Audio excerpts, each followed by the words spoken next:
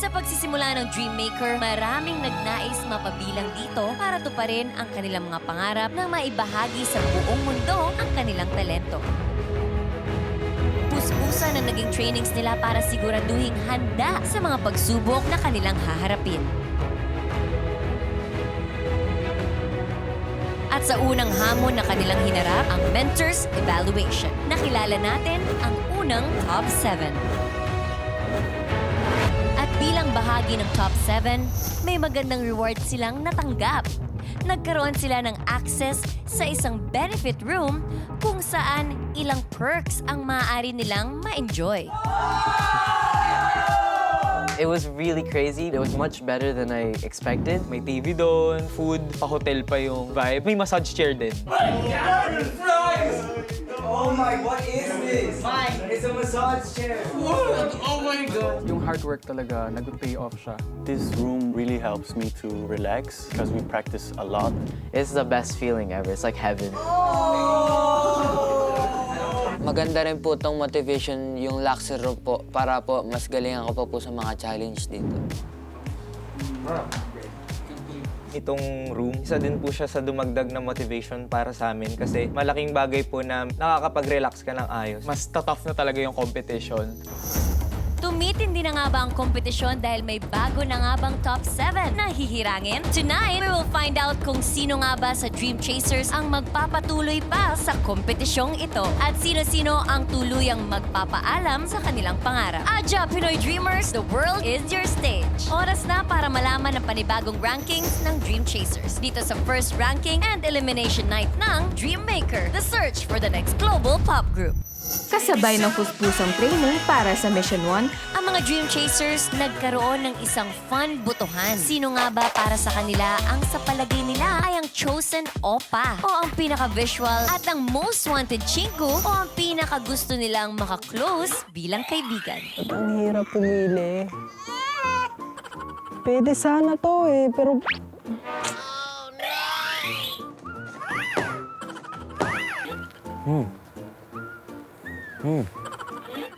Saan ito ilalagay? Hawakan lang pala. Sorry.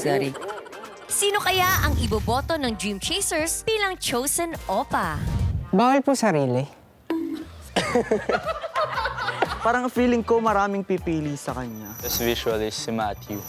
Pinili ko po si Asi. Ang napili ko po ang best visual po si Kyler po. Ang aking best friend na si Kyler. Visual-wise, pag hindi siya masyadong nagsasalita, sabihin natin niya, visual. Para sa akin, ang best in visual ay si Raster. Si Raster. I picked Raster po. I've heard from Coach Bay. He's the sexiest among of us. 스터는 제가 생각했을 때 지금 여기 있는 드림 체이서 친구들 중에 가장 섹시함이라는 무기를 갖고 있는 것 같아요.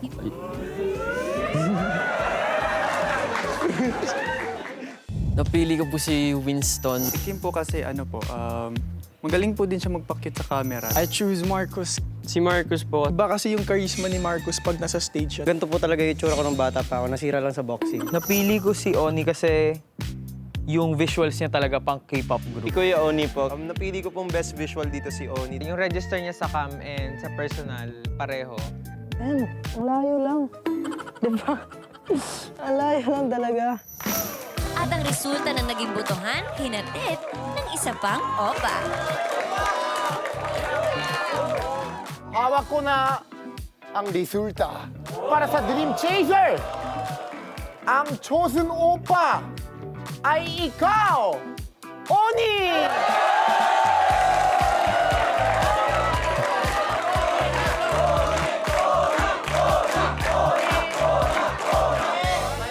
Opa!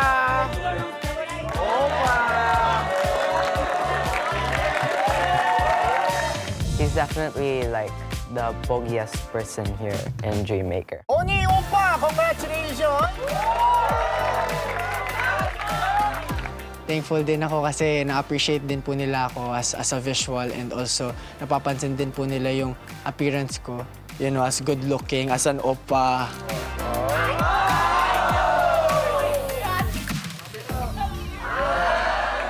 Sino naman kaya ang iboboto nilang Dream Chaser na mas gusto pa nilang makilala o maka-close? Sino ang kanilang most wanted chingu? Ating alamin. Wala po si Mentor Bayunjung. Kasi pag nakikita ko siya talaga, parang nahihiya siya sa akin. Pero nahihiya din ako sa kanya. Wala. Kasi gusto ko ako'y kinakaibigan. Uy, mali. Gusto ko pong maging close si Jeremy kasi gusto po akong matuto mag-English. I wanna be close with Jeremy, teach me how to doggy. Pero naging dikit ang botohan para sa dalawang Dream Chasers. Yan ay sina Maki at Reister. Kasi kaya Maki po gusto ko po maging ka-close kasi po kapag nakikipag-usap po ako sa kanya, sobrang tahimik po niya and gusto ko po makita yung kulit niya po. Napili ko naman po sa pinaka-gusto ko maging close si Reister dahil ilang linggo na po kami magkasama sa room. Pero di po lumagpas sa 10 minuto yung pag-uusap namin kasi lagi po siyang nasa labas. Tapos minsan babalik na lang siya, lutang pa.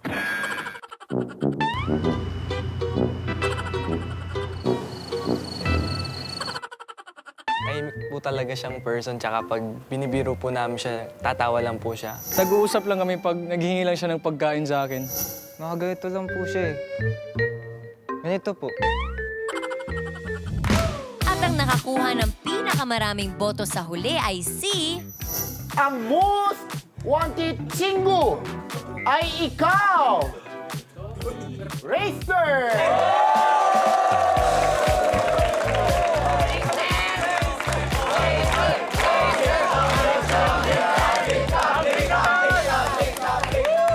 Sobrang saya ko po kasi di ko po in-expect na marami pong gusto mapag-close sa akin at makipagkaibigan. Ano ba gagawin nila para maging close? Ano?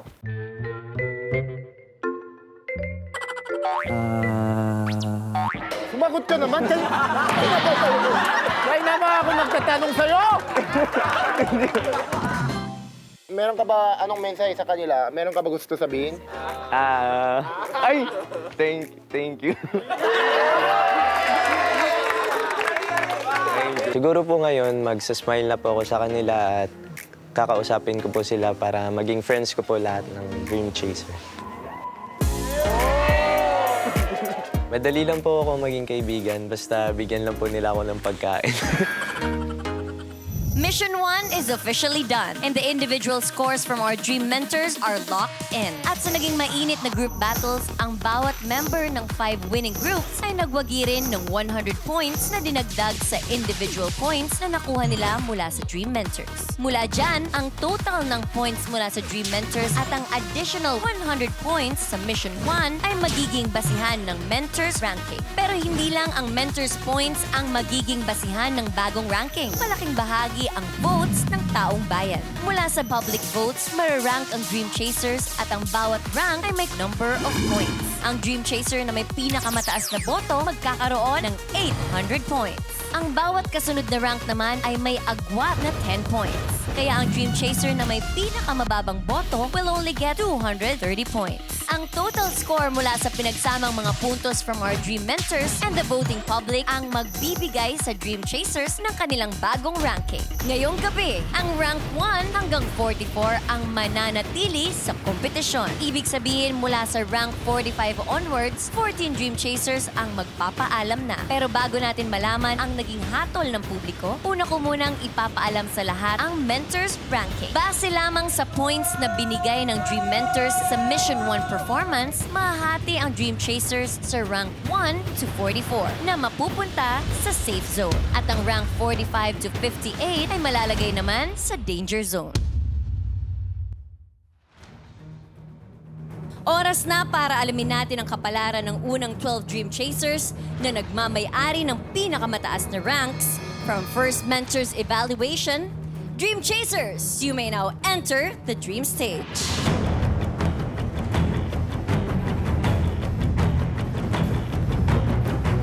Kinakabahan po ako kasi ina-expect ko po na bababa po ako or tataas po. Parang nagda-doubt po ako sa sarili ko. I was still nervous. Maybe there's a possibility talaga na mapunta ako sa danger zone. Hindi ko po alam kung mawawala ako sa top 7 or mag-i-stay po ako. Hello, Dream Chasers. When I saw the danger zone, the red seats, I definitely knew that I don't want to be on that seat.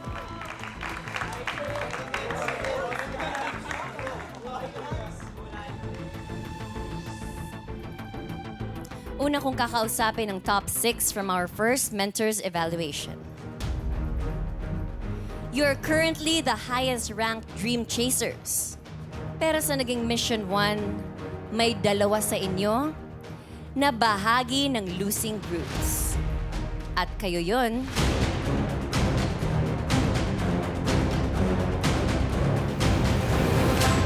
Marcos at Vinci. I was expecting the worst, pero syempre, tinatry ko pa rin hindi masyadong maging down.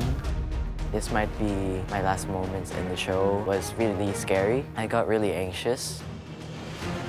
Marcos at Vinci, dahil wala kayong nakuhang additional 100 points, paano makakaapekto ito sa katayuan ninyo ngayon? Malalaglag kaya kayo sa top 7? O di kaya'y mahulog kayo papunta sa danger zone? Matapos ang Mission 1, I want you to know...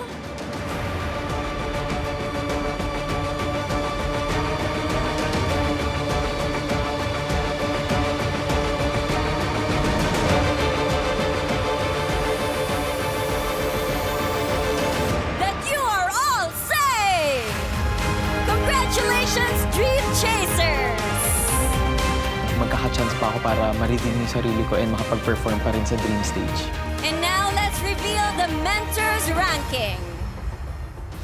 JR, ikaw ay ranked number 15. Marcos, ikaw ay ranked 34. What? Marcos, 34? Vinci, ikaw ay ranked 17. Jeremy, ikaw ay ranked 3. Dre, ikaw ay ranked number 2.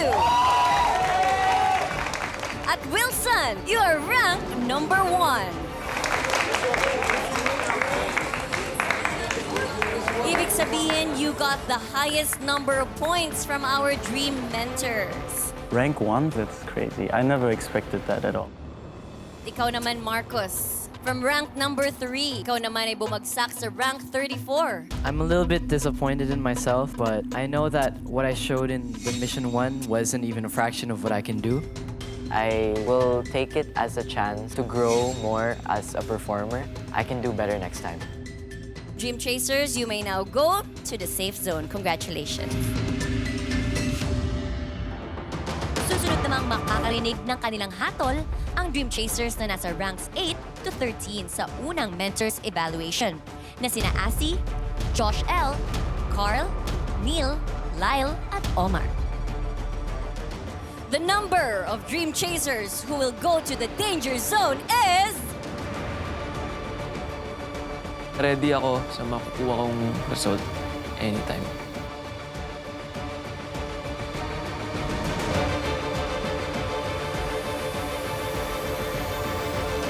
Zero!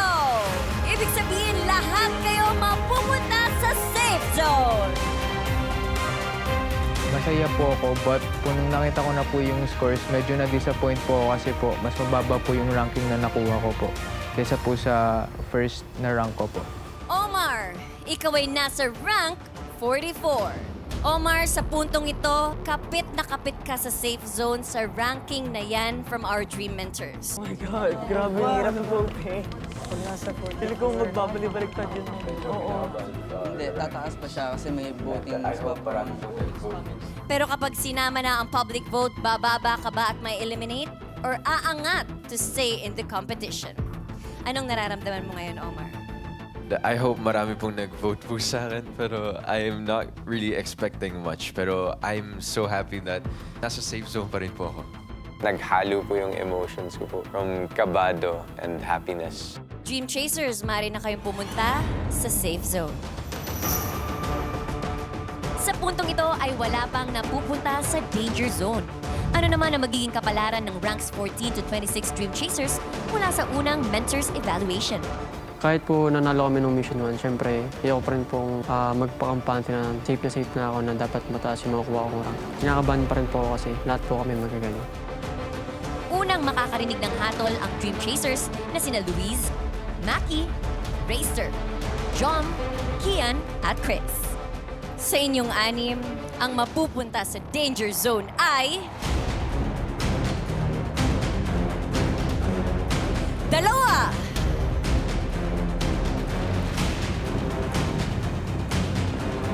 Ang first first Dream Chaser ay ikaw, Chris! Danger zone so may possibility na ma-eliminate. Kaya sobra akong kinakabahan. At ang second Dream Chaser naman na mapupunta sa Danger Zone ay ikaw,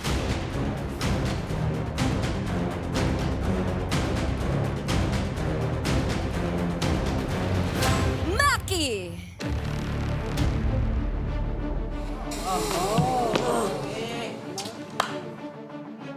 Parang nawala na po ako ng pag-asa. Sa tingin ko po, unti lang po yung nagsusuporta sa akin. Para sa naging mentors ranking, nasa safe zone sila Luis na nasa rank 14. Si Raster ay rank 31. Jom ay rank 7. Si Kia naman ay rank 9. Habang ang dalawang nasa danger zone na sina Maki ay rank 51. At si Chris naman ay nasa rank 48. May first 2 Dream Chasers na nga na napabilang sa danger zone. Saang zone naman kaya mapabilang ang susunod na Dream Chasers na sina Gabby, Kyler, Panpan, KL, Renz at Tanner? Sa grupo ninyo, isa sa inyo ang nasa danger zone. Tanner, sa mga kasama mo dito, ikaw ang pinakamababa ang ranking sa unang mentors evaluation. Ikaw kaya ang mapupunta sa danger zone? Tanner, you are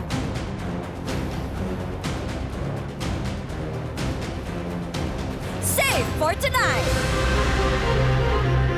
Natuwa naman ako kasi kahit paano. Sa mga mentors, pasado ako.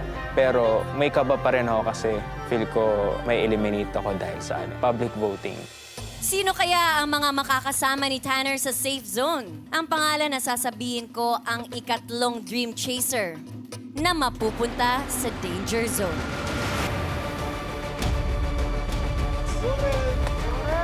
Go KL! Go KL! KL!